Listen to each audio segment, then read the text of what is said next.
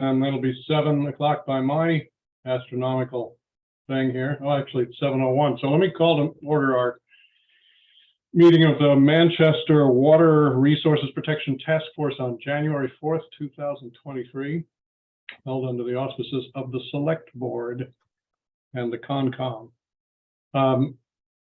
I'll first find out if anybody has any announcements, and then remind you that we're recording this meeting and that all votes will be a roll call of some sort. And if there are no announcements, I'd like to plunge right ahead with some of the updates because we have a guest on a short fuse here all the way from Hong Kong. So Scott, do you want to do an introduction and we'll give the mic to Cynthia? Let me start with Cynthia, and because she has to leave us in 15 minutes. So I have other students joining here I'll introduce later, but Cynthia just successfully completed my course at Harvard in Water Resources Management. And this is her presentation on her work that she was working on with Manchester. So I'm gonna, and she's actually on her way to work in Hong Kong in the morning, and she has to leave in 15 minutes. So I'm gonna let her start, and then whenever she has to take off, I'm gonna finish her presentation. Yes. With no further ado, please take it away, and I'll flip your slides for you. Great, welcome, Cynthia. All right, thank you. I'm Cynthia. Thanks for having me here. I'll go straight in. I've done the protection zone mapping for the Gravelly Pond, which is the drinking source, one of the drinking water source of Manchester by the sea. And can we go to the next slide, please? So as a basis for mapping the protection zones, we refer to the drinking water regulations of Massachusetts. We use this as a basis for several definitions. We looked at 3 of them. One is the watershed. The second one is the surface water source protection zone. The third one is wellhead protection zone. So first we look at the watershed here. This definition, let me read it out first. The area contained within a geomorphic or topographic boundaries of higher elevations which cause surface water and or groundwater to drain or flow to lower elevations into the water used as a public water source system. So what is a little different from the traditional definition of watershed here is that they have included groundwater as a source for the watershed as well. And I've also underlined geomorphic or topographic. So geomorphic is a little more, I think Scott will explain it better, but geomorphic is a little more loose than only considering surface topography. So for this exercise, we've considered the geology, the makeup of soil or rock, bedrock around the pond as well. So we can go to the next slide, please. So this is the traditional watershed line, which only considers surface runoffs from the surrounding area of the pond.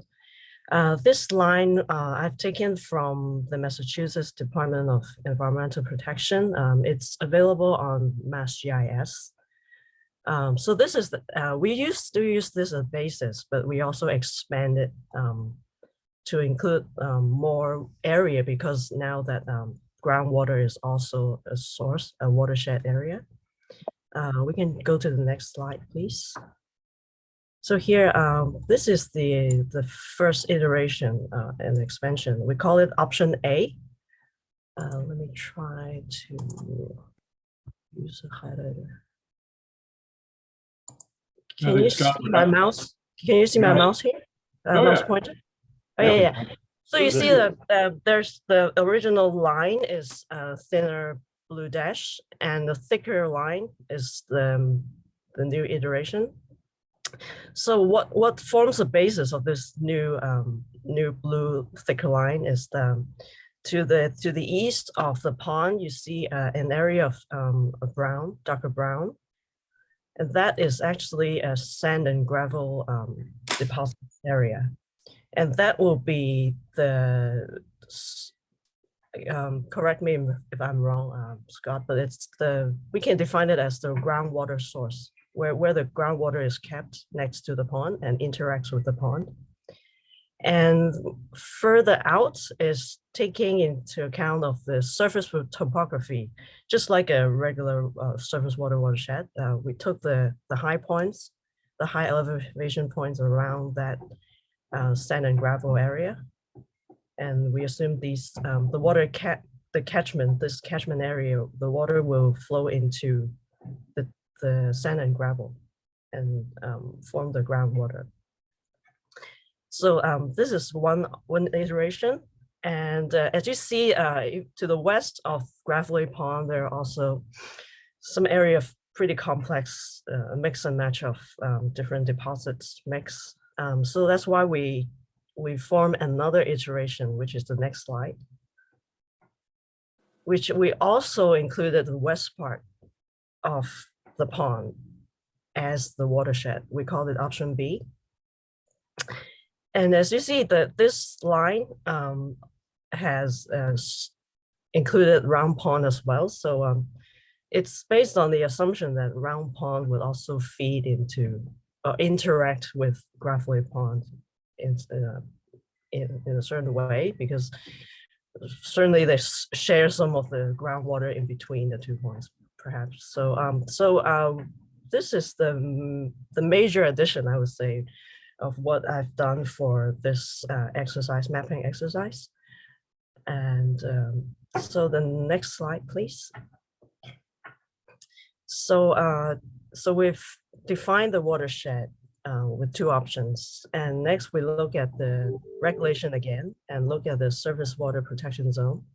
So the regulation gave 3 definitions. One is zone A, which is the closest to the point, 400 feet setback. Zone B is a half a mile of setback from the surface water, which is still contained within the watershed line. That's why we have to define the watershed line first before we do the setback. And zone C is the land area within the watershed, but not contained within zone A or zone B. So the next 2 slides, next slides, please. So next one is, I've cleaned up a little of the topographic lines for easier reading. So you can see the green line is actually the 400 feet setback, which is zone A for Gravelly Pond. And as you see, it's not a full setback because to the west, you can see that it's stopped by the watershed line we've defined. But then it's a little faint, but you can see the zone B, which is a half a mile setback to the east of the pond. There is some straight cross hatching. That's the zone B. And if we look at the next slide, please, thank you. Yes, so this is the option B, the larger watershed we've defined. And you can see that the west side green zone has expanded because the watershed obviously is bigger. And also to the west, you can see the pink, reddish pink cross hatch continues because the half a mile offsets forming the zone B is there. And further to the little tip to the west, the furthest tip, there's a small patch, which is a zone C, which is more than half a mile away from the pond. So this is for surface water protection zone. And we can move to the next slide, please. Here, the third area we looked at was the well protection zones. There are 2 definitions. One is the zone 1, which is a 400 feet radius around the well. Zone 2 is a little more complex, I'll say.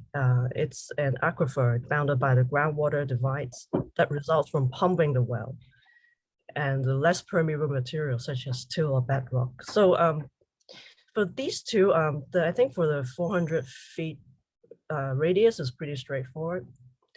Actually, this definition is not complete. I believe there are two volumes. It depends on how much you pump out from the well. This is 400 feet is a larger volume. If you have a smaller water volume that you pump from a well, I think it's a 250 feet protective radius. And for zone 2, actually, we can look at the map in the next slide. Yes. So here, it's clearer here. That's what, there are two wells in the orange dots. The one on the east is Round Pond well number 1. The one on the west is number 2. And you can see that that's why they have the two different radii because of their capacity, I believe. And this is taken from MassGIS as well, so it's the official data. And the red zone is also available from MassGIS, but this line was defined in a study carried out in 1996. Scott has shared the paper map with me before. And we can go to next. What was that? Yes, so this is so I've broken down the three definitions, and this is the map that consolidates the three elements. This map is showing option 1 with the watershed, a smaller watershed area. And the next slide will be the one that's has a larger watershed, option B. So this is the work I've done.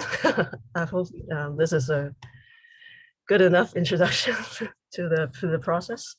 That's great, Cynthia. And since we only have 3 minutes according to the schedule, why don't I just see if there's 1 or 2 questions, Steve, and then we're going to have to let Cynthia go because I'm going to continue on. But while we have her, are there any questions from the task force for Cynthia?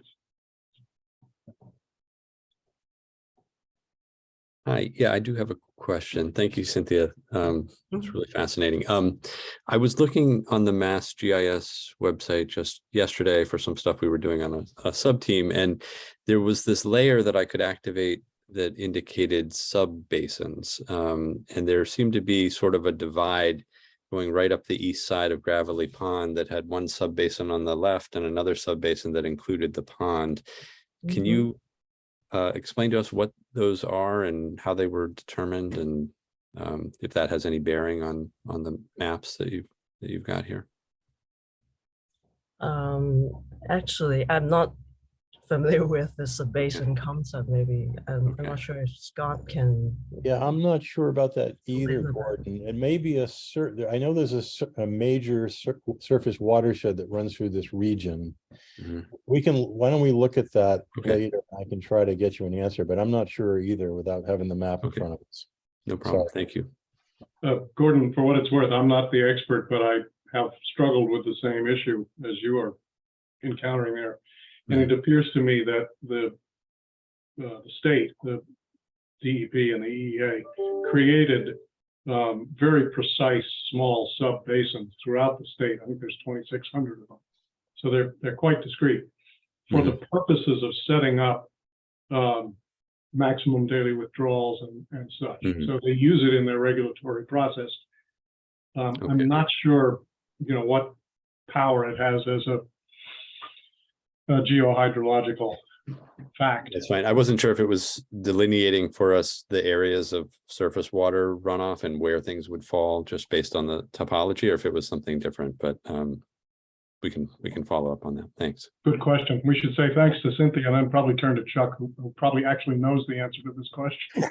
Chuck. No, it wasn't on my radar. But I did have another question. You did go from make the connection of Round Pond to Gravelly Pond. It also strikes me on the map that there's a lot of the same geological conditions between Round Pond and Beck's Pond, and also Tobacco Lake. And I'm wondering where does the line get drawn between those sources and our sources? Yeah, that's a good question, Chuck, and I'll just jump in because I've looked at that in the past, and I think there are some rationale you could follow that would connect some of these other ponds potentially under certain conditions, like Beck's Pond. But I think from what we've seen so far, the Round Pond connection is the more likely one. And I guess we need to look more closely at some of the other ponds. If I understand your question correctly, I think you're asking about, are some of the other ponds potentially contributory also? Yeah, or we made the connection with Round Pond, and there must have been some mapping and science behind that, but it Yeah, seems like yeah. applicable to the other ones as well. Yeah, and, and I maybe think- they're not going that way. Maybe they're going the opposite. But Well, I think one of the comments I'm going to make later, I'll just mention it briefly, is that this is a dynamic system, not only naturally with wet seasons, dry seasons, et cetera, but when we start pumping it. So these contributory areas can and do change with respect to different, both natural hydrologic conditions as well as pumping. So I think under certain scenarios, these other ponds could in fact potentially contribute. And we can try to look at that in some more detail. Cynthia, I don't want to hold you. I know you're concerned about getting to work, so I Yes. really want to Thanks thank for- you for Thank you. Thanks for- that was really great job. The maps are fantastic and really appreciate it. So thanks. Mhm. All right. Real contribution. Thank you. All right, great. Thanks to, We're not kicking Having you me. out. I just don't want you to be No, late you're to welcome to work. stay as long as you can. You're I'll welcome kick to myself stay. out. All right, thank you. Have a great evening. Yes. Thank you so much, Cynthia. And just to use the new term I learned from Scott this year, I guess, ground truthing, is that the term? Yeah, True. Well, ground truthing says that in mid-afternoon today, Round Pond was flowing pretty steadily into Chabaco Lake. In other words, there's a surface hydrological connection there. And as Round Pond came up, which it obviously has, it begins to contribute pretty steadily to Chabaco Lake. yeah. And Jeff has offered in the past to go out in the field, and I think I'd like to do that, to do some of the so-called ground truth. You can only do so much on maps and GIS and satellite data, but you got to get out in the field and start looking at things. And I've done some of that, but certainly some of you, I know Jeff and others here, Chuck and certainly Nate, et cetera, many of you probably know this area quite well. So I really want to get out there and look when we get a chance to do that, Jeff. And thanks again for your invitation earlier on. That's Yeah, what we're referring to with ground truthing. and what Steve is saying further is, I haven't been out there recently, but my impression was always if Round Pond fills up, it flows to Chabaco. It never overflows surface-wise into Gravelly. Yep. Yep. Yeah, and that, by the way, that arrow that Cynthia put on her map connecting Round Pond and Gravelly, that means potentially either surface or groundwater. And so it could be either. But yeah, I hear what you're saying, Jeff. Yeah, there is an inlet that looks like it was natural, but there's a coffer dam that would limit it. You would have to get up quite high to go over that, the dam. It's a very nice walk right now, but I have to say it's uncommonly muddy for the first week of January. The ground is far from frozen, which is quite unusual.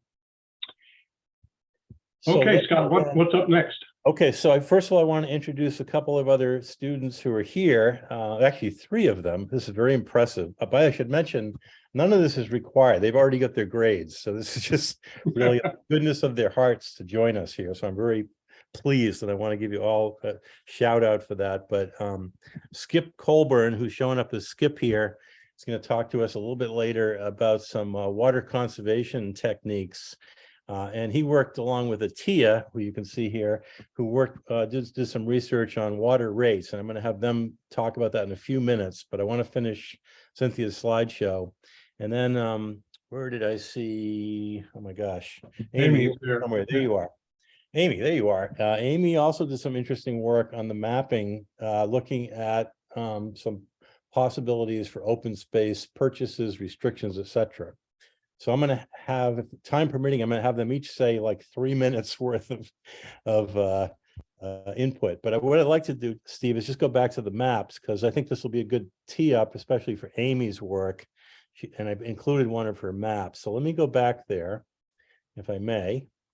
And here we are, the last map that Cynthia showed, and I'm going to go on to the next one and talk a little bit about, and I think I don't think I showed this at the last meeting of the whole task force, but I did go over this with Nate and Chuck and Steve a little bit. And what this is doing is, I'm not going to get into great detail here, but this is comparing water levels in Gravelly Pond over the 1997 through the 2016 period on the upper part of the graph. And you can see that there are ups and downs.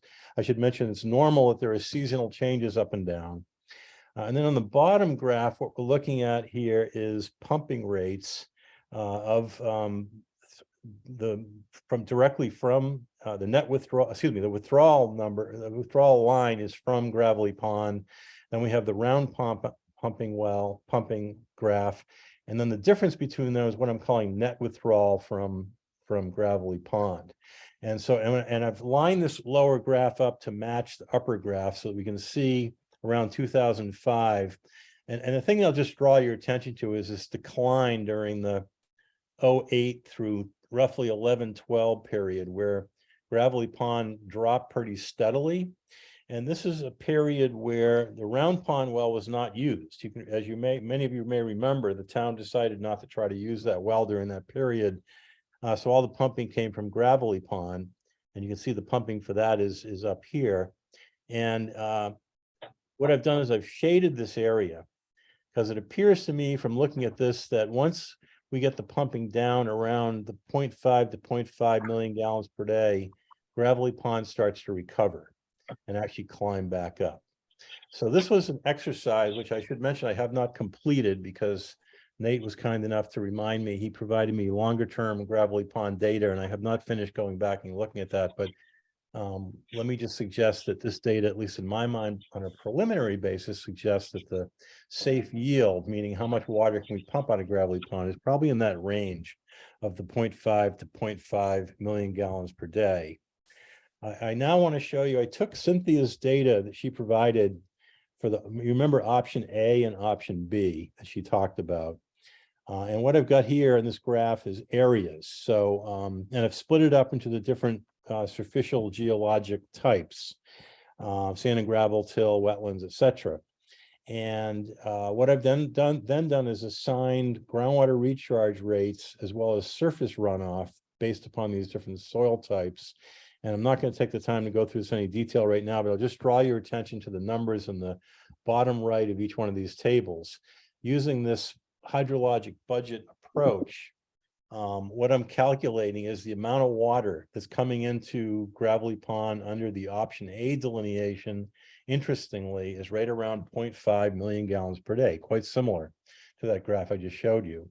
And option B, it's a little bit bigger because, as you recall, the contributing area is larger. It's around 0.65 million gallons per day. So from a hydrology budget basis, and again, this comes directly out of some of Cynthia's work, that appears to be the range of how much water is going into Gravelly Pond. And obviously, if you take more out than is going in, we all know what's going to happen, which frankly is, I think, is what we saw during this period here, where you're going to get a continually decline of the water levels in Gravelly Pond. So these two approaches at looking at the hydrologic budget and potentially the safe yield seem to match up pretty well. And if I could, I'd like to hold questions on this because I do want to get the other students to make a couple of comments, and then we can come back to this. In fact, this next graphic here is, again, in the yellow is the zone 2 area that Cynthia just showed you to the round pond wells, which do show up as 2 circles here that feed into that area. And this is some of the work that Amy did. So Amy, maybe I'll just ask you to say a few words about your research on open space parcels, et cetera, within the zone 2 areas. Sure, thank you. I see that Michael has a question. Did you want to jump in first? Yeah, just real quick. Going back to that first graph that you show, the reductions, does that take into account, that one, does that take into account the repairs that were done on the pipes? I recall Chuck saying something about 40% of the pumped and treated water was lost through distribution. And I'm just wondering if the correction of those losses would impact the pumping rates. I kind of think that they would, but I don't know if that issue would be included in that graph. I'll defer to Chuck and or Nate on that. No, so what we're looking at here is Gravelly Pond, which is only one of our raw water sources. We also have Lincoln Street well, and that the number that you're referencing, the unaccounted for water, is on the finished water side, so in the distribution system. So they're totally unrelated at this point, I would say, in the study. You know, the water coming out of Gravelly Pond is what's shown here on Scott's slides, and is kind of, you know, at some point we would have to, or I don't even want to say it. Yeah, so I would just, they're not connected at this point. It's totally separate. So is it fair then to say that the pumping of the water was not related to the demand? It was just the amount of water that came out of the pond? Yeah, so it's the water that was used in the treatment process, and some of that water makes it into the distribution system. Some of that water is used within the process itself, but this is what was withdrawn just, you know, at the raw water station level, and then goes through the plant and then into the system. The losses that would be referenced, the 40%, you know, at one point, that's on the finished water side, but that's also split, or, you know, whatever the pumping rate for Lincoln Street well would have to also be accommodated within that number. So, you know, I would look at it from a raw water perspective. This is just the source associated with Gravelly Pond and the treatment plant. There's also another source, which would be Lincoln Street well, which is, you know, raw water source that's pumped into the distribution system as finished water. And so that 40% is coming from the sum of what goes into the distribution system from Lincoln Street and Gravelly Pond, and is, you know, I'd say one more step further beyond this. Yeah, good answer. Can we hold further discussion on this for a little while and just hear the output? Thanks, Mike. Amy, go ahead. Awesome. Thank you so much. So for this project, I was looking at developable land parcels within the Zone 2 watershed, as Scott had mentioned, in hopes to possibly go down the route of a conservation restriction land acquisition, something like that. And as I'm sure you all know, the area within the Zone 2 watershed is very developed. And so there were not many parcels that were developable. All of them, except the ones highlighted here, were very, very small. So not taking those completely off the table, but in terms of bang for your buck, if you will, in terms of a land acquisition for something like this, looking at a larger parcel would often be better. And so what I found in using Mass Mapper and looking at all of the landowners within this area is that Gordon College in Wenham owns about 273 acres of land within the Zone 2 wellhead protection area, which is the largest single landowner within that area. And so most of their property is outlined in blue here on the map shown. Scott has a key that I made that correspond with the numbers that are in here describing more of what this land is. The parcel marked in 4 is where their campus is, or it overlaps a little bit, and it also includes Koi Pond and a wetland area. It also includes a plot of land that Gordon has recently sold to a development group. And so that sale went through a few years ago, and that land is slotted for development. But the area in Zone 2, from what I found, does not have currently much development on it. And it also doesn't have any conservation protections on it, save that little green square in the bottom of that area, of that number 2 area right there.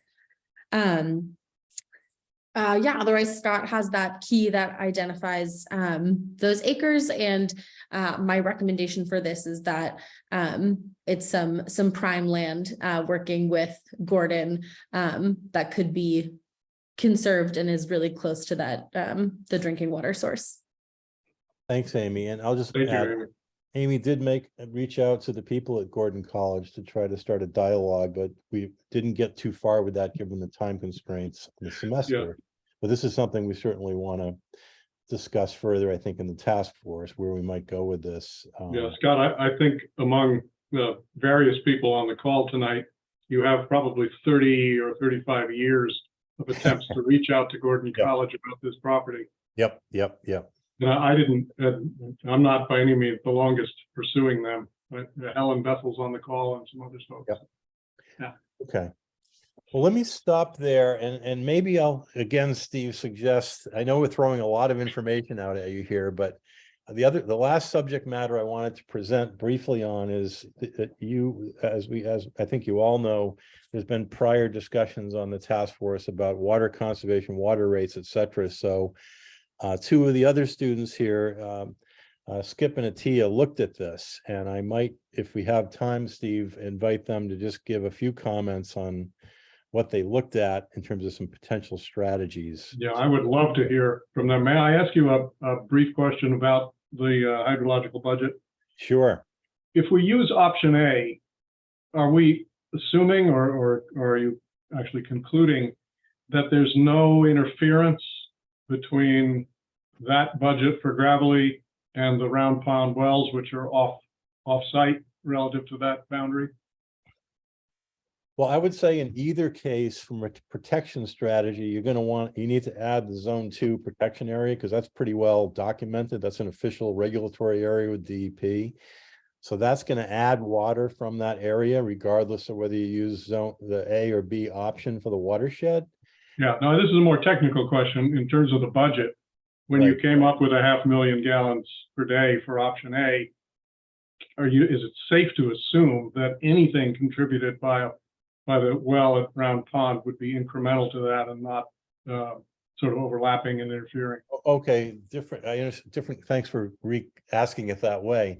No, it's not directly additive. There is interference, or a better term might be competition between these sources. Let me put it another way. The more water you pump from the Round Pond well, which of course goes into Gravelly Pond, the less groundwater in that area will flow into Gravelly Pond from that same area. So it's Thank not additive. And so my water budget that I did for the A and B does not consider any pumping of the Round Pond well. Those would be numbers to consider the amount of water coming into Gravelly Pond without the Round Pond well. But you cannot take those numbers and then add the Perfect. Thank you. yield. Okay, good. Got it. Let's go on to the interesting subject of water rates and conservation and other approaches to that. Atia, do you want to start? And Atia's reaching us all the way from in the Middle East. Atia, where are you? Hi, everyone. So I'm in Abu Dhabi, UAE. Welcome. Geography here tonight. Yes, we are. Go ahead, Atia. Okay, so I'll just quickly go through what I looked at. So Scott wanted us to, Skip and myself, to look at conservation strategies and rates, if we can increase water rates, and that might be an option.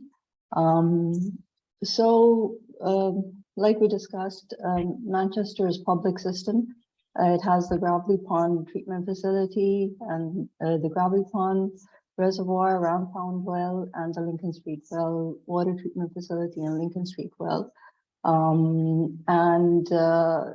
I think previous studies also looked at that 16% of households and businesses are responsible for 50% of the water use. And the other main thing was that 25% of the water is unaccounted for, mostly through leakage and old infrastructure. So the towns I looked at recommendations were to increase water rates, increase conservation efforts, like impose restrictions. And the third would be to invest in infrastructure. So Manchester, like most municipalities, follows the increasing block rate system for billing.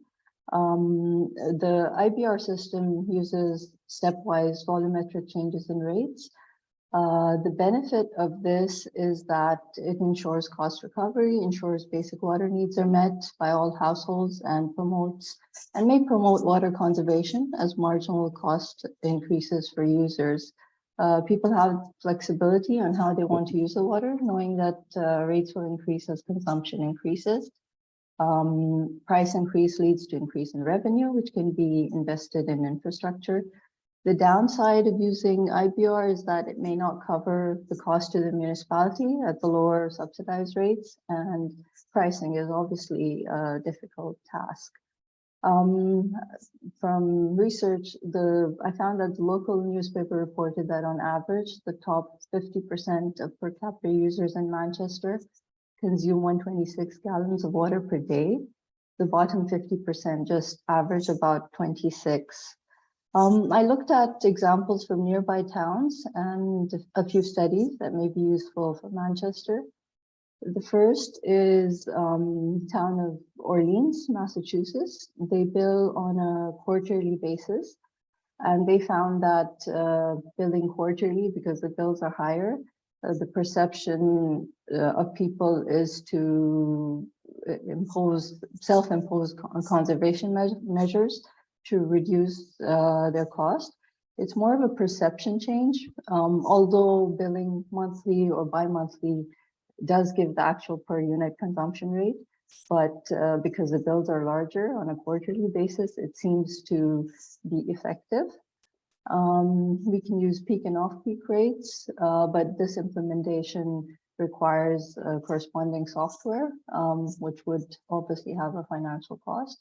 And another strategy could be to introduce a drought surcharge, which would depend on triggers or drought warnings for that period of time, like the summer months, for example. Impose restrictions. We can restrict watering of lawns during summer months. I think a lot of towns are already doing that. Target campaigns towards the high-end users. And I think because the population of Manchester is less than 6,000, I think people already know who the high-end users are. Maybe conversations with them or targeting some campaigns towards these high-end users might help.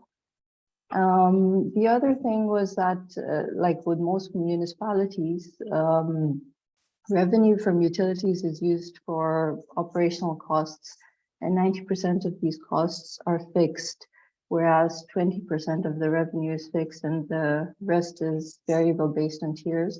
So they would have to see whether conservation measures lead to lower demand, because this could potentially lead to revenue loss as well.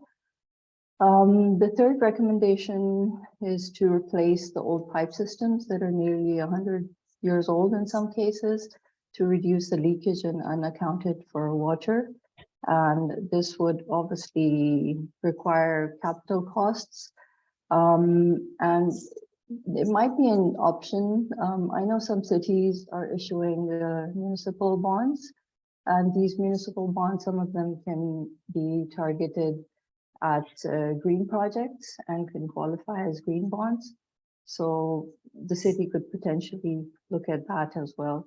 So my recommendations, very briefly, in the short term, Manchester can consider implementing a drought surcharge based on triggers, bill quarterly, impose restrictions, and in the long term, could look at investment in infrastructure, particularly targeted at stormwater utilities and water pipes and such infrastructure.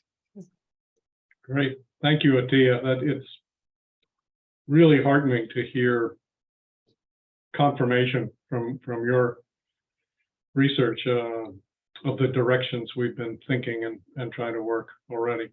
I appreciate the specific recommendations as well. Any questions or comments for Atiya? And Steve, I think with the students' permission, I can provide their papers for, if people want to look in a little more detail as to Oh, what that they would be great. looked at. We'll get those to you, but, Thank you. and I would like to finally introduce Skip Colburn, who worked sort of alongside of ATIA, looking at what are some mechanisms to reduce water demand. And I should add, Skip is a practicing professional in the field. He's a landscape architect. He's got his own consulting firm. I think he's based in Maryland currently, but he's worked in several locations. And I think part of his focus was to look at other techniques other than water rates to supplement what ATIA just went through. So Skip, would you be able to say a few words for us, if you would, on what your thinking is? And again, we can come back to details later. You need to unmute, Skip. You're muted, Skip. Thank you. Well, thank you for the invite. Yes, I'm a landscape architect. I'm an irrigation design consultant and water management for irrigation. And when the project was first presented, when I got into the class about reducing water usage, irrigation seemed to be the main factor of the issue in the town. So naturally, I got excited knowing that I deal with that every day. So how can I, what areas are out there the way to reduce the water? And so naturally, what I'm running across in irrigation there in the town is there's really not a whole lot of restrictions or design standards or code to follow. And that seems to be, so I think you've got a water usage problem for irrigation. But I did do some cost on the rates. I took a few towns or counties in Florida and compared them with yours. And what I'm finding out, based on, I used an acre a lot, an irrigated acre as a base. In Florida, in the peak season, you usually have to water 1 inch a week for a month, and that's just the peak. Then after that, water demand goes down. But naturally, in Florida, we irrigate 12 months out of the year. But in December, it might be only 1/4 inch. But I applied 1 inch. I says, okay, if I got an acre lot in Manchester, how I bumped it then based on the usage to do that 1 inch of water, and then used the rates. And what I'm finding is you've got a pretty steep rate at the lower level, but when you get it increases, but you can't ever get to those higher increases. Other municipalities I looked at, they hit you hard earlier, is what I should say. I can never get up to your tier 5 and 6. To get to tier 5 and 6, you're irrigating almost 3-4 acres to get up to that. So I don't know if some of the states, if they're that much on irrigated. Plus, if they're irrigating every day, they're going to get up to possibly that. But there should be no reason to irrigate turf more than 2 days a week. So in Florida, it's an even odd address situation, 2 days for even, 2 days for odd during a week. And that's pretty standard. That way the turf gets established and find the roots look for water. I don't know if these residents are watering every day. If that's the case, turf has no reason to want to look deep for water, because it's just staying there, give it to me. So I was going to look at it from an irrigation standpoint, ways to reduce water and conservation water on the irrigation end, and which would be controllers and sensors. And there's our programs for homeowners, for a rain sensor, you can do grant programs for that. But that was my approach. But it was strictly for irrigation. Yeah, it makes a great deal of sense, Skip. Thank you for the expertise. And I don't think we have a good fact basis about how frequently people with large lawns actually do the watering. Anecdotally, it looks like it is a daily phenomenon. And it looks like it's primarily broadcast sprayers that fire water into the air and hope that, at least some of it lands on the plants. What I found I tried to dig out a lot of information. It was difficult. You do have irrigation meters for the larger estates or larger developments. Mhm. Now, what I couldn't find out is the pressure available at the meter for those systems. Usually spray heads like 30 pounds of pressure, rotors like 40. And if you don't have that, then the efficiency of the, the components, you're wasting water that way as well. So I did from the building, I forget her name, from the building department. She said no booster pumps were being used for these big estate projects. So I don't know where they get the pressure. I don't know what pressure is in your main lines for potable water, but there's a lot of other, a lot of factors to get into. I've got sounds a like- question for Skip. I got a question for Skip, Steve. Go ahead, John. Okay, so Skip, when you said you're 1 inch per acre or so, essentially, and that's per week in Florida, and of course that's the average over the whole year. So they've got about 50 inches a year that they're putting out there. Is that correct? The 1 inch is the peak demand month for Florida is May, believe it or Right, not. right. But And if you, then an irrigation contractor or if it's an HOA, that guy should be backing down those irrigation controllers. He should be lowering the run times. right. And but how many inches per year is that then? If you, I'm including the low rate, the low numbers as well as the higher numbers in May. Oh, it's around 25, 26. Okay, so it's 25, and you compared that to here where our watering season is much shorter. Yeah, And so we're not dealing with 25 inches in a year. We're dealing with, I don't know, what are we dealing with? 5, 10 inches a year? yeah, that's it. I don't know I don't know Okay. the turf up there either. Right. I'm just trying to get a handle on, because the volume you looked at for users here would depend upon how many inches you've got to assume that they're probably watering. And I can understand, yeah, very few people get up into tiers 5 and 6. We've seen the data. No, It's very hard to get there. a 1 acre lot doing 1 inch a week for the month, 116,700 gallons. That's how many gallons to do 1 acre for a month, given it 1 inch. Okay, that's an Mm. interesting Now, spec. The Okay. billing for Manchester, they do it by cubic feet. A lot of municipalities do it by just strictly by the gallons, where you don't have to convert the cubic feet to gallons. The 7.48 times. Yeah, but Understood, yeah. understood. Yeah, very useful. I think there's a lot of potentially low-hanging fruit in terms of education and technical assistance, and even potentially incentives, as well as your opening point, which is design standards. I know every time we approve something on the Conservation Commission, we concern ourselves with the possibility of replanting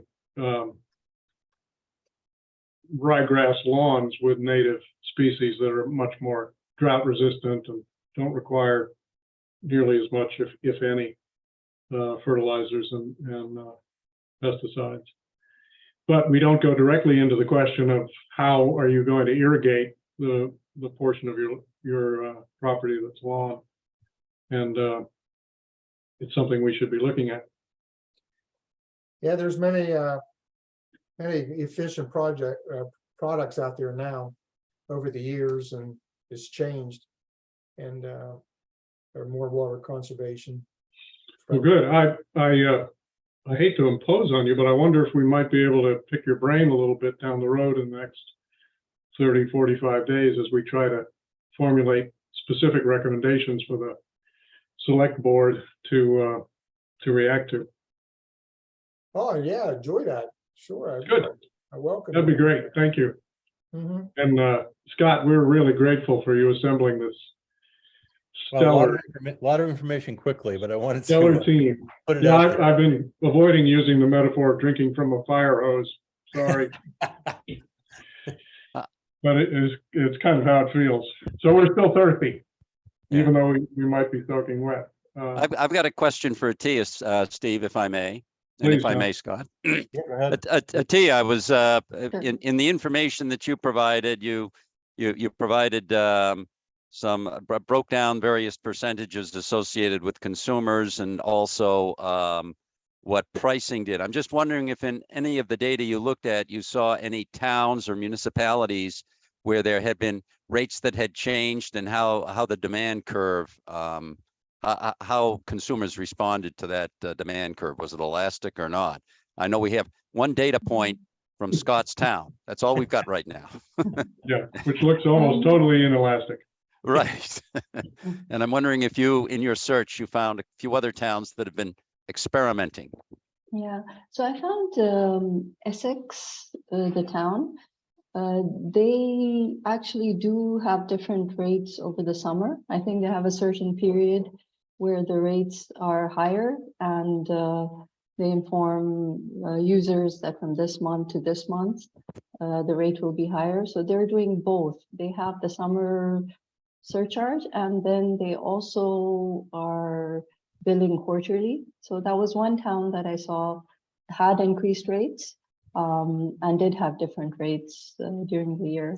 But I did not look at the demand curve though. Right, that's what we're looking for. We're looking for 2 points in time Yeah. to know where they changed the Yeah. pricing and what happened. The before and after, Right. the holy grail of behavioral economics. Well, still very valuable. Yeah. Scott, was there anything else you wanted to No, add? that's Summarize it, this? That's it.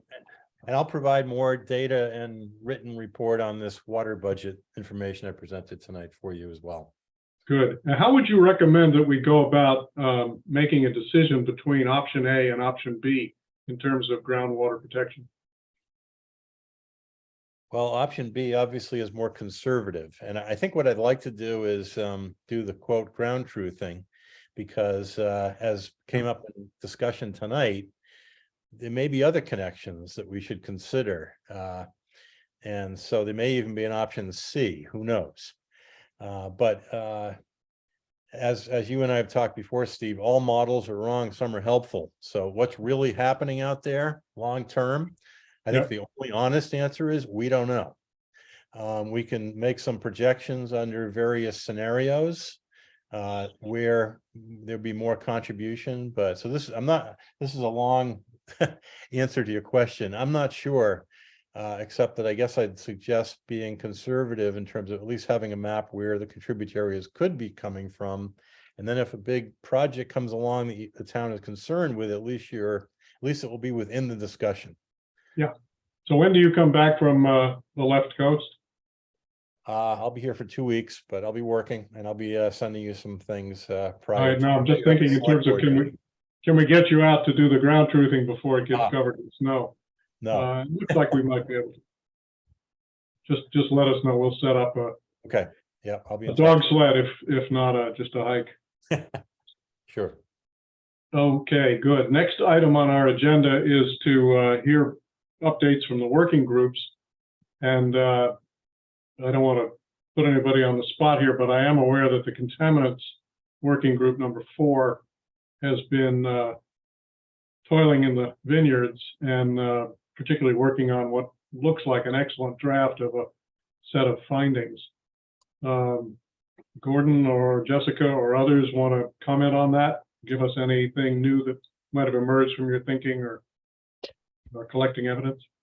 Sure. I mean, I don't think there's anything too new. It's the same topics we've been talking about all along. We're just trying to, and this is the update we gave at the last time we were here. We're just trying to get this all together in one document so we can bring it back to you guys to see it. I think it's getting very close and is much more concise.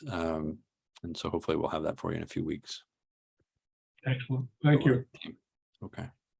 While we're on the subject of contaminants, I know we've been kind of awaiting some new standards from the EPA that might affect what the states have to do to alter their standards, particularly for PFAS. Is there anybody on the call who can give kind of authoritative status report on that, Peter or Randy or Mike or whoever? I can tell you that, just briefly, that PFAS have been recently added to Superfund's list of hazardous substances, which is not insignificant. And that a number of communities are trying to figure out what that means and what that liability umbrella looks like. But as many of you probably know, Superfund has a very onerous liability scheme, including all past, present owners and operators of the property, transporters and generators. Pretty much it's strict, joint, several, and retroactive. So it's a recent development, and it's something that I'm seeing a lot in the literature that I look at. Thank Yeah, you. my understanding is that that information hasn't been released yet, that it's still sort of in draft format. That you're specifically talking about PFAS as a hazardous substance. Mm-hmm. Peter, does that square with your understanding? Yeah, I can give you some talk around the coffee pot, if you will. Always valuable. The EPA has got 3M to agree to stop producing PFAS by 2025. And they are the largest producers remaining. DuPont, I guess, used to produce quite a bit also, but they have already stopped producing. So the feeling is that future contaminations are being addressed with this kind of action. As far as what do you do with contaminated areas, my understanding is going to focus on those areas that impact drinking water. And the feeling is that if you have a relatively modern treatment plant, you can change your filter material. They'll be more expensive than what you're currently using. But if that is indeed comes out to be true, then the cost to the communities would be minimal. Those communities that don't have modern treatment plants will probably have a bigger expense. And they are pushing a Superfund classifications, and it's supposed to come out now mid-January is what I'm hearing. Okay, thank you. And as everybody knows, I suspect we have a hybrid situation, which Chuck can describe better than I can, but we do have a full-fledged filtration capability in the water treatment plant for the water coming from Gravelly and Round Pond Well. But we lack the comparable filtration facility for the Lincoln Street well.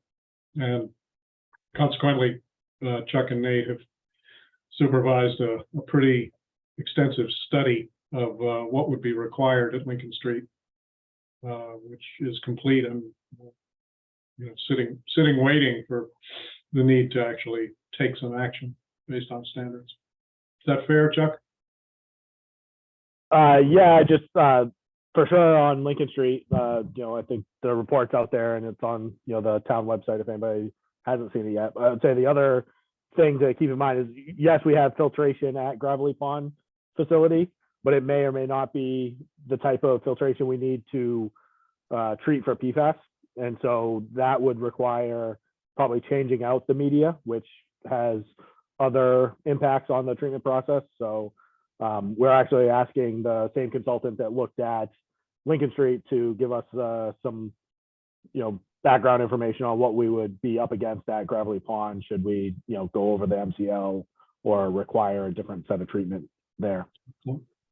Good. That's the scouting motto in action. Good work. Other comments, questions about contaminants in terms of our work? Okay, any other working teams want to do an update? John Round and I are going to speak up here on behalf of teams 1 and 6 in a moment. So why don't we plunge ahead and do that? So in preparation for a progress report to the select board in 2 weeks, we've been trying to develop a simple but relatively complete story that can be delivered in 10 or 15 minutes, which is roughly like putting a size 10 foot into a size 4 shoe. But with John's expert assistance, come up with something that I wanted to show you and get reactions to, either here and now if you have them, or by follow-up conversation or email. So let me share this draft if I can find it. There it is.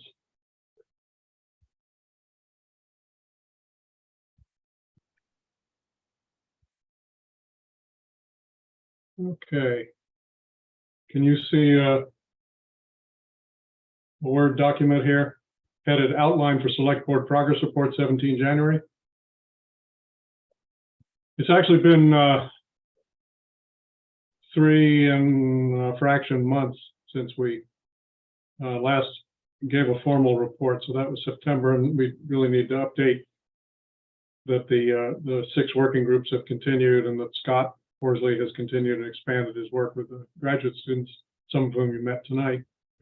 But we wanted to get to what amounts to a preview of where we're going to come out without trying to provide any of the detail that we do not yet have, or commit ourselves to things that John and I feel still need to be debated. So with that in mind, we came up with 3 proposed objectives. One is conservation. We must be better stewards of our water resources. That's an ethical kind of responsibility, environmental responsibility. And practically speaking, we have to shed our 10 worst ranking in the Commonwealth for gallons per capita per day and the fraction increase in summer.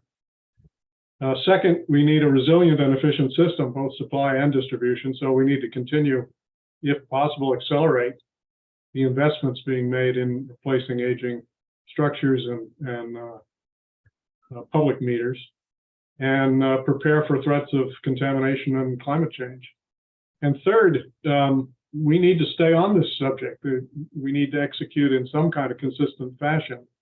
So on top of everything else that town government is doing, we'd like to add some ongoing monitoring, some clear responsibilities and accountabilities, so that the work of this task force doesn't end up an excellent report that sits on the shelf. To back that up, we have, probably 8, maybe more key findings, simplified here quite a bit. First is we have ample supplies of drinking water in the short term. Benefit of great foresight many generations ago. Second, we use a lot of water compared to other communities at every level. Our average user, our greatest users, our summer usage. As you know, it's almost all residential usage. We have very little commercial usage, and only a handful of our major largest users are commercial. Third, we waste a lot of drinking water because of falling behind on maintaining our system and a few other peculiarities of Manchester's supply distribution system. Fourth, we irrigate too much, to call a spade in terms of why usage is so high. Fifth, we face growing PFAS issues and tightening EPA standards, as we just said. We face other concerns from climate change, from development, from yet to be recognized contaminants. These will be clearer when the CREATE report, which is in final draft, is completed. It's addressed specifically the effect of climate change on our drinking water, as well as Team 4's reports on possible emerging contaminants.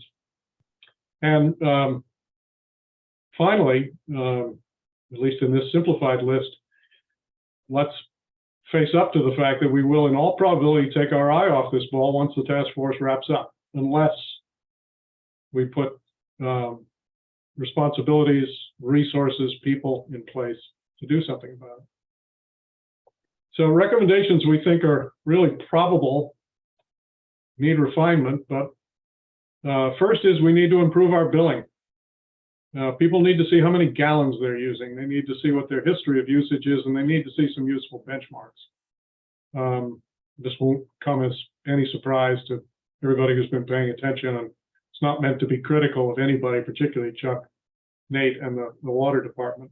It's just a step that the select board, I think we will firmly recommend. Second, we need to replace residential user meters with smart meters that submit their data to the cloud so that real-time usage is available. If we succeed in doing that, monthly bills become, I would guess, less important because people can get usage and price, therefore price signals from the meters, but that's easy to say, hard to do. Third, we need to continue the water main replacement and leak detection, including the kind of idiosyncratic leak problems that and unmetering problems that Chuck has pointed out. Legacies of our larger properties, historical properties. Fourth, we need to provide monies to continue monitoring levels of contaminants in and near the drinking water sources with regular reporting so that this information is available to the select board, the finance committee, the planning board, the ZBA, and the Concom. If you can't measure it, you can't manage it. Something they teach you in business school. Fifth, we need to step up education initiatives and other ways of engaging citizens and businesses. Emphasis on residential, of course. Sixth, we need to significantly increase rates for higher tiers of usage. And as we just heard from Skip, that may involve changing the cutoffs, the volumetric levels for the tiers, since effectively nobody hits our highest tier today, despite really heavy use. Seventh, we're likely to recommend collaborating with Hamilton to protect our reservoir and drinking water wells. Hamilton controls a capped landfill that's quite close and may, in fact, be upstream in groundwater terms.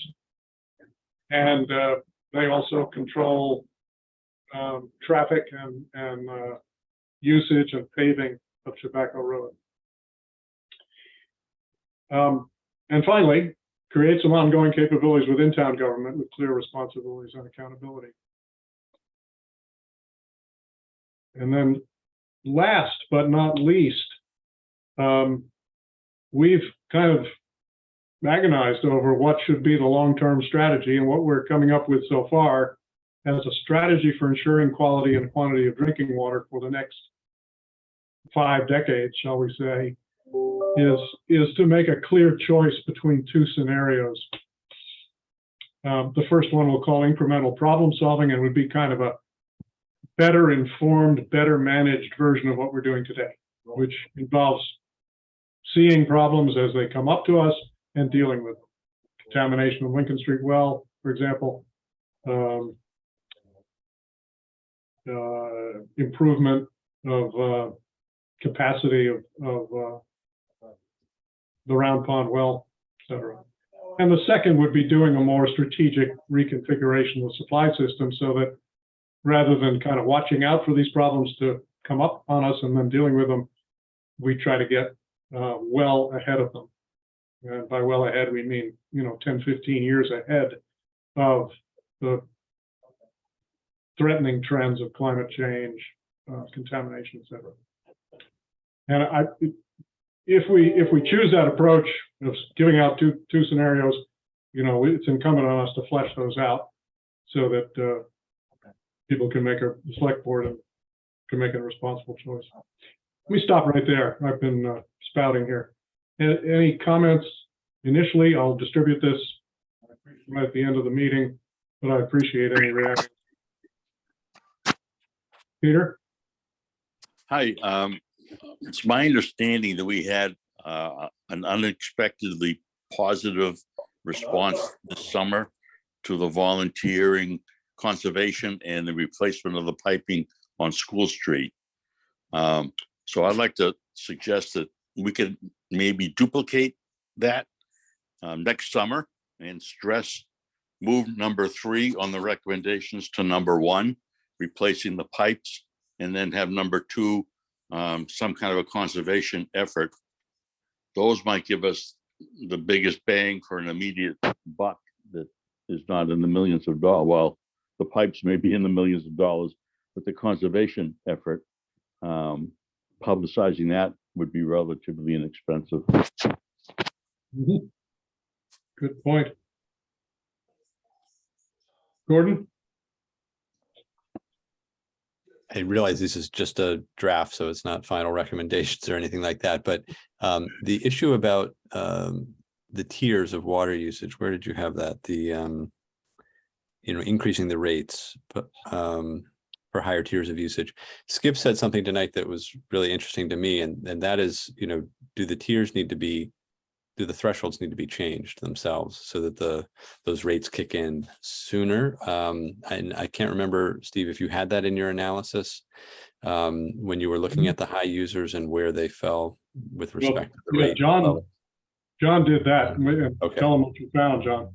Yeah, I mean, it's that's a valid point. The vast majority of consumers, like 90%, they never see any of these tiers. And frankly, they're down. I think one of the quotes I think Atia had mentioned, most of the people consume 20% of what the top, like 50% of the people consume only 10% or 15% of what the top 50% consume. So most people are in the lower tiers.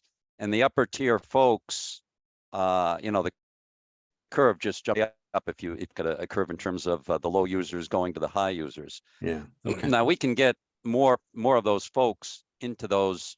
Well, you get them into the lower tiers either by raising another lower tier, because right now the model that we put together was just tiers 4, 5, and 6. We could go down to tier 3 because still most people, the vast majority of people, are in tier 1 and tier 2. Gotcha. Okay. And we could go and jump on tier 3, or the suggestion was made, maybe we structure the tiers a little bit differently, but we have so little data, real data about, okay, people changed the pricing and this is what's happened. We're kind of working in the dark, and it will be an experimentation to see what the story is, but these are all things that are on the table. They are. Yeah. So I learned two critical things from John's work. First is that almost nobody hits tier 6, even in their peak use in the peak months. So tier 6 is like a waste. And if we're serious about having a higher rate at that price, we should reduce the volume where you hit it. The second thing, I can't remember at the moment. It'll come back. Gordon, is that helpful? Yeah, thank you. So it's within the range of things that you guys are considering. It's on the table. Yeah, sure. Yeah, thank you. Yep. Yeah. Jeff. Can you scroll up a little in the document, 1, 2, and 3? Just the first impression of those 3 points: resilient and efficient system. I guess we mean resilient and efficient water infrastructure or something. System didn't have any meaning to me. And consistent execution. Execution doesn't have a whole lot of meaning to me. Consistent monitoring, I'm not sure, but just picky things there. How about, I didn't see anywhere in here where we emphasize directly working with the high users. To me, that's the biggest bang for the buck. If the town is willing to help work. Yeah, it's kind of it's soft pedaled here, but Yeah, what we I don't like the soft pedal. That's my point. I don't like the soft pedal. We know that the big users are 50% or whatever they are. We need to directly address that. That's our biggest bang for the buck. It solves a problem. We address it. Well, you put your finger on it. This is a little bit of a rope-a-dope going on here. We want to bring with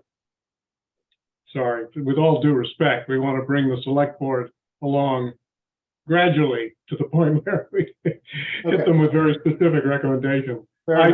Absolutely right. There's going to be a lot of questions, I suspect. John, and if you're here, tell us if you agree that when we say something general like increase engagement of citizens while we're raising the rates, that kind of begs all kinds of questions about, are we going to be proactive? We're going to have like a complaint department set up, et cetera. Okay. I agree. When we say citizens, we mean, well, citizens and their citizens. the big users, yeah, we definitely have to directly engage some of those folks. And then my last thing, collaborate with Hamilton to protect our water resources. I totally agree with that. I think number 2 on the list, as was pointed out today, is Gordon College. Yeah, it was a sub point before we simplified it, that we have other neighbors that we should be talking to, and Gordon is top of that list. Essex is on the list as well because of as Scott said, there's a lot of interconnection. And Essex drinking water comes from the northeast end of Tobacco Lake. So when I was hiking today and saw that water flowing nicely from Round Pond into Tobacco, I was thinking, oh, well, that's this is going to Essex treatment plant eventually. So they're connected. Beyond that, there's the Western Woods, which is an important part of the watershed. Groundwater goes right under 128, and up Pipeline Road to our facility, and we don't yet have that adequately conserved or protected. Happily, the town is putting some energy into that right now. Yes, Scott. Yeah, Steve, I just wanted to jump in here. I think this is great. I want to put in another endorsement for the Hamilton collaboration. From what I'm looking at, this is absolutely key partnership there. And I don't know all the details. It sounds like Chuck and Nate have developed a good working relationship with their staff up there, but this is a long-term thing. And my general sense is ought to be formalized further because people change, as we all know. And just strikes me that's a critical thing going forward. So I'm glad you have it on the list.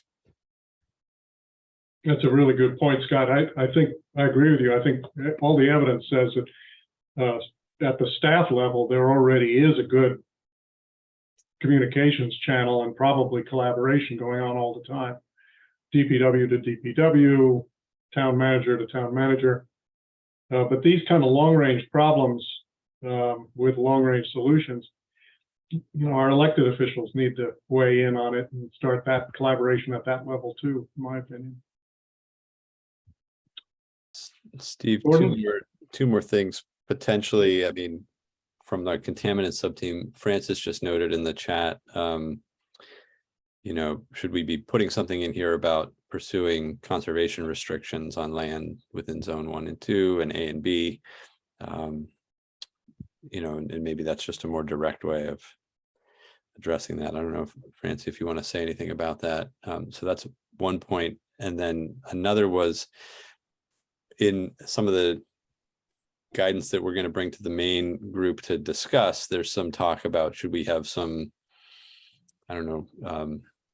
formalized restrictions on, for instance, use of firefighting foam in town and things like that. So that would be sort of bylaws and things like that that the town might consider. And potentially trying to address the sodium use in the Lincoln Street well by trying to restrict use of salt on the roadways, sodium on the roadways. So I don't know if that's fully baked enough to put in here as a probable yet, or if you want to just leave it as you have it. But Francie, did you want to add anything about the restrictions? No, not right now, but I believe that future development, there is possibility of that within the watersheds for both Gravelly Pond and Lincoln Street. Well, and we have to watch for that and think about how to prevent contaminants in the future. Yep, well said. I noticed in your draft, Gordon and folks on Team 4, that you've got specific as well. So for example, if there's, as appears, a major development going up in the old quarry for the research center for cell signaling, it'd be worth it turning more of a bright light on the potential effects on drinking water from that. And I don't mean strictly the drinking water well in the medical building, but the watershed for Lincoln Street in particular. And then more generally, we have a master plan that calls for commercial development focused, not to make too fine a point, but focused in our watershed. And those goals are going to conflict, are already in conflict, in theory, and could become conflicting in practice if, for example, Gordon decided to really significantly develop the land in Manchester that they own. So that probably would have been number 9 of the probable recommendations. And I frankly think we need to thrash it out some more amongst ourselves in the next 2 meetings before we get specific about it.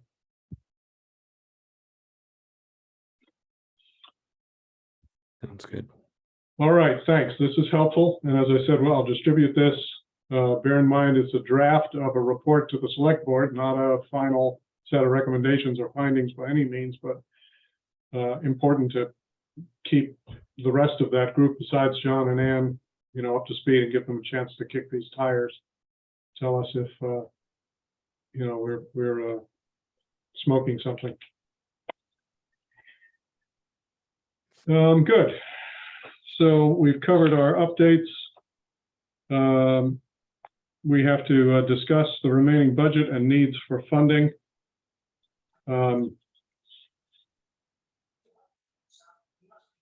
I'm open to any comments about that. I'll just say that I've sent Greg a note that we will probably make some recommendations, either, as Tom Keogh points out, for carrying over some of the unused funds, if any, from our fiscal 23 budget, and probably some others for monitoring.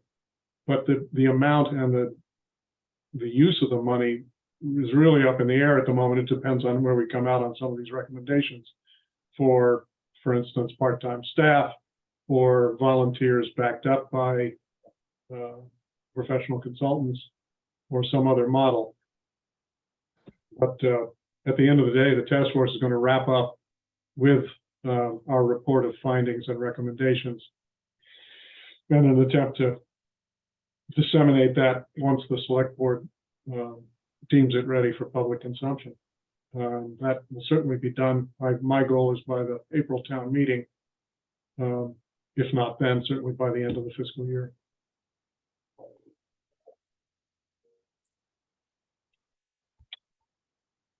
Okay, finally is to review and vote on the minutes from our December 7th meeting. Are there any corrections from anybody to those minutes?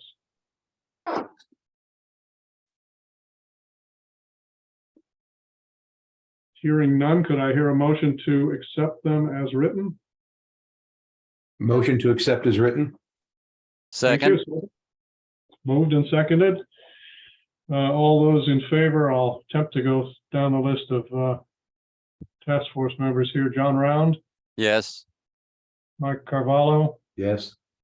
Jessica Lamott, Yes. Jeff Koshan, Yes. Peter Colarusso, Yes. Ron Mastrogiacomo. Yes. Who am I missing here?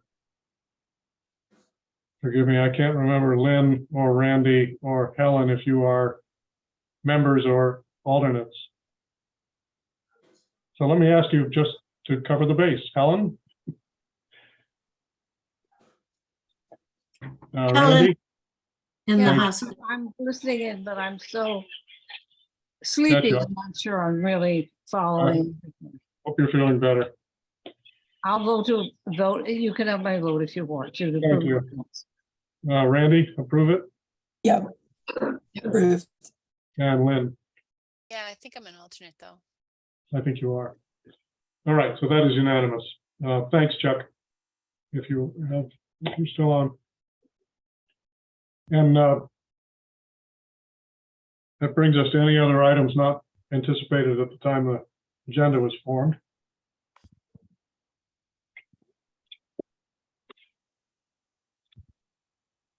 And I hear none. So I will entertain a motion to adjourn. Motion to adjourn. Thank you. Second. Thank you. And show of hands or acclamation or any other method of approval? Steve, did we set the next meeting date or did I just completely space out? No, you didn't space out. I was gonna stick to the 3-week interval, but let's look at that and make sure that it makes sense to the people on the call. So that would be 25th of January, Wednesday. And let me take a quick look at the town calendar, although it's often not updated that far ahead, but maybe.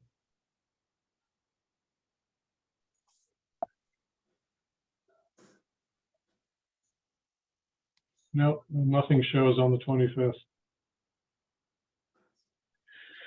So unless anybody has a vigorous objection, we'll set it for 7 p.m. Wednesday, January 25. And agenda items in, let's say to be safe, by Thursday, the 19th. Mhm. Thank you, one and all.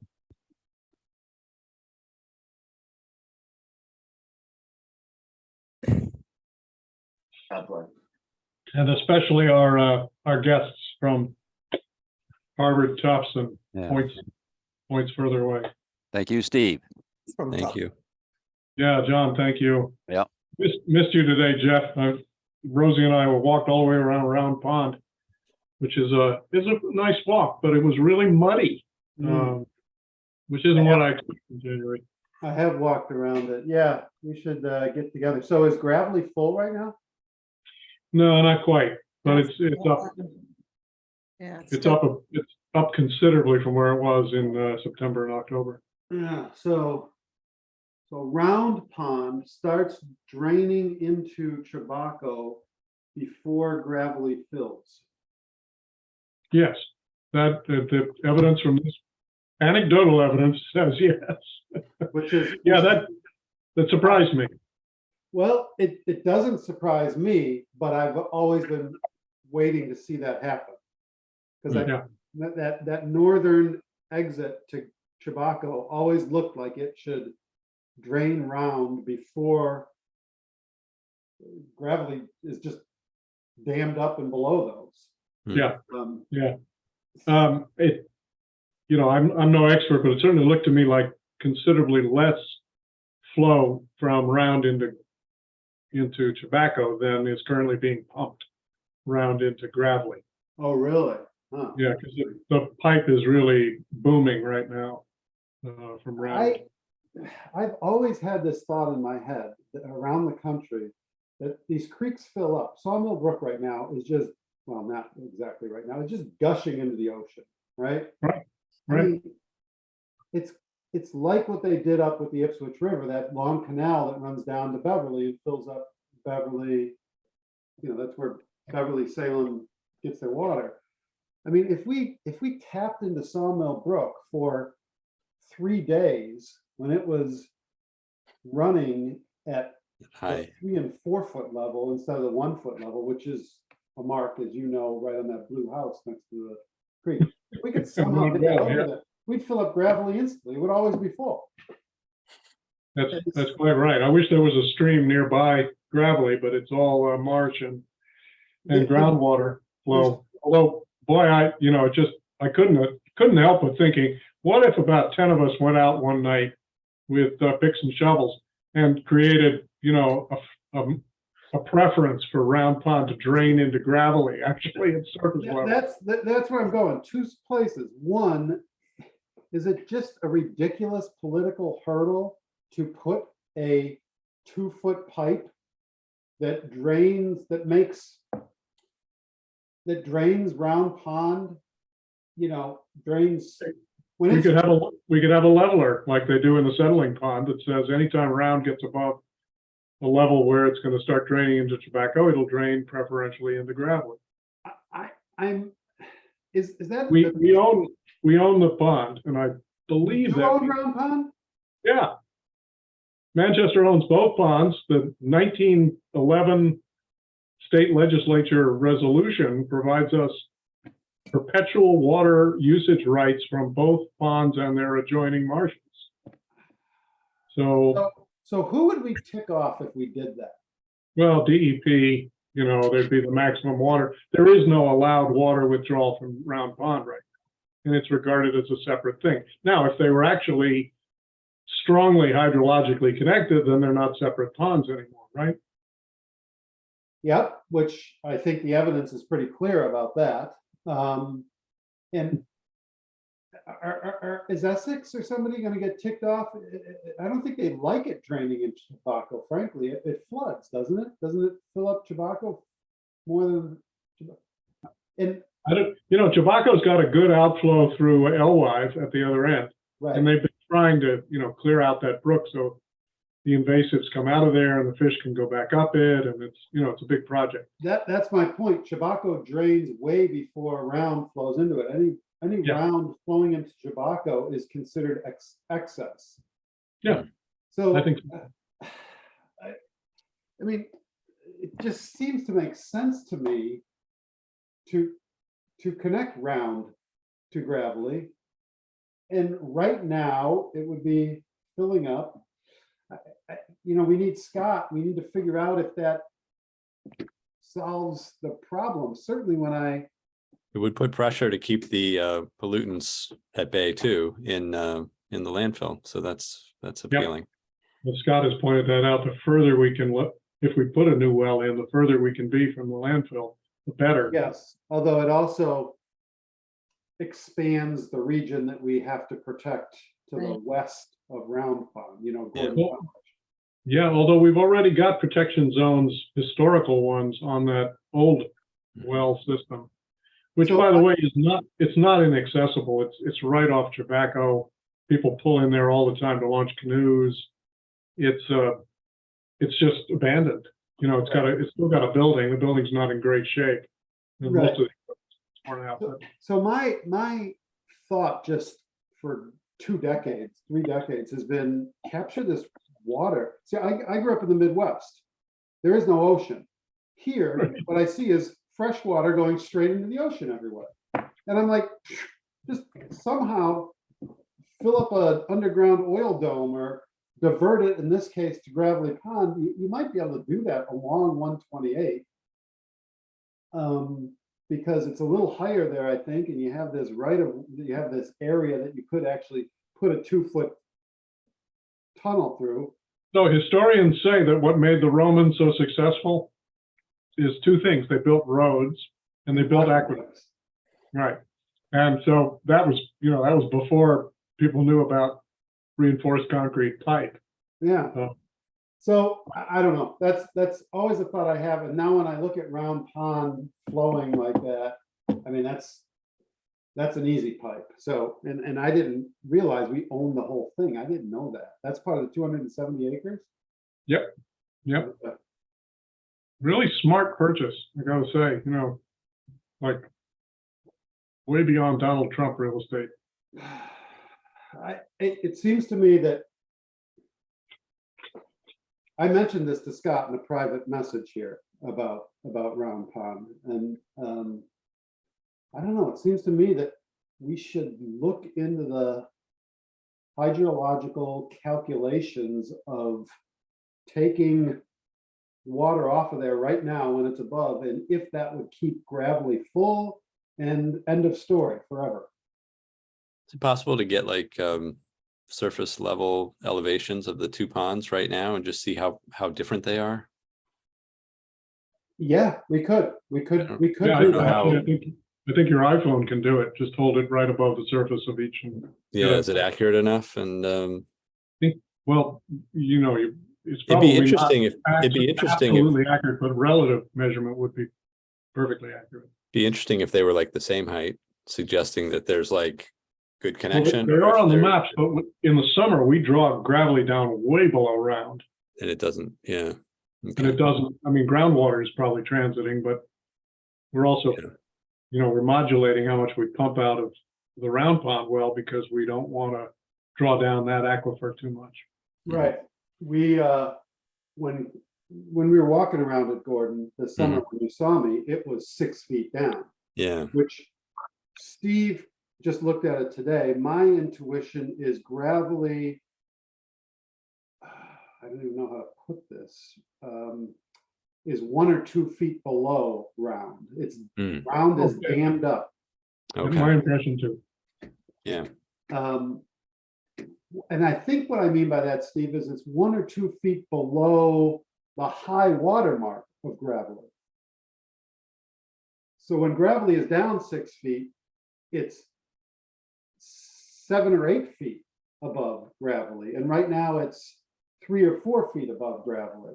In Yeah. other words, it will always fill Gravelly full. yeah, that's fascinating.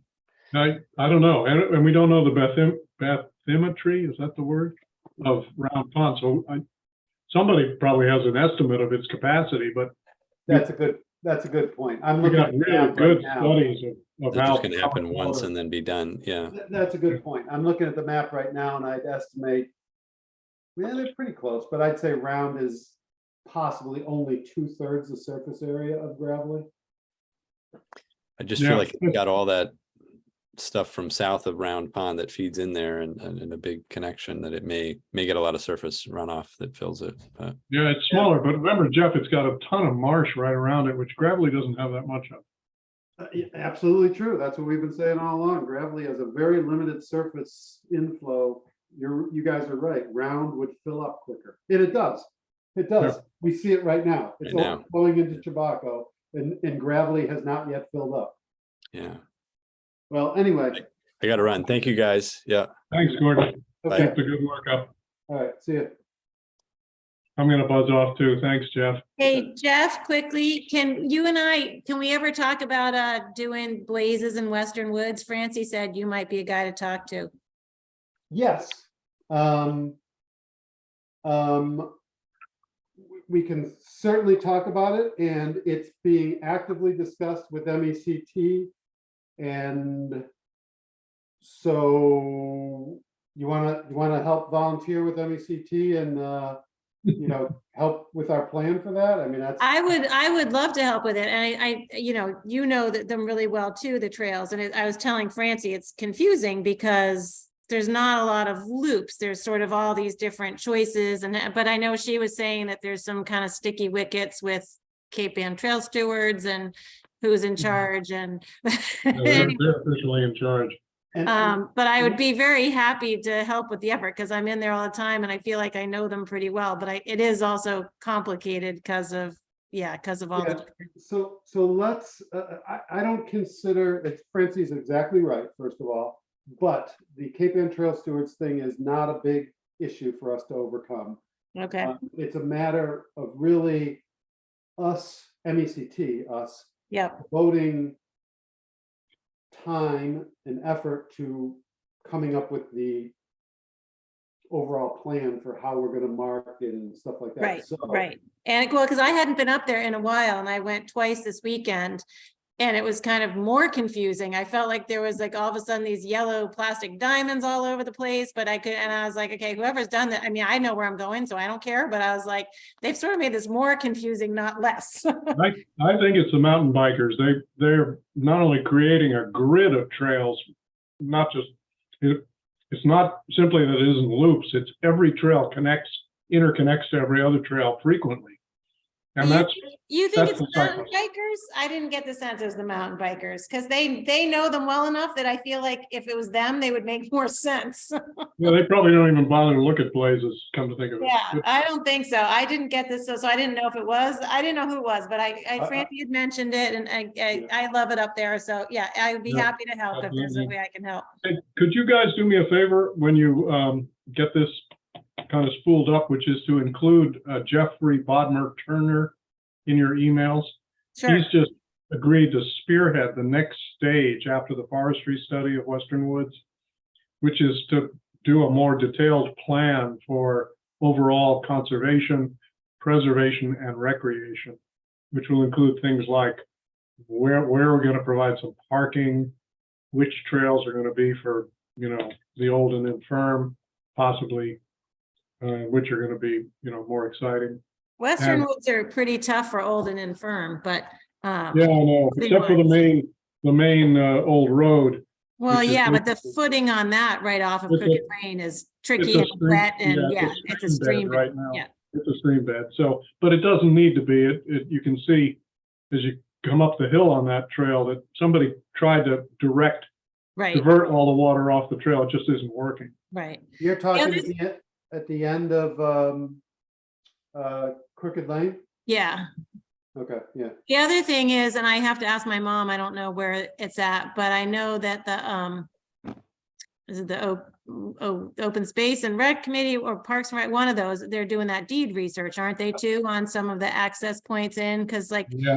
they've I been know trying during to- the pandemic, we used to be able to go in at the end of Walker Road, just across this one septic field and get in, and then they like put up lots of nasty signs and cameras and said, do not enter this way. So I know that there's all that deed research happening.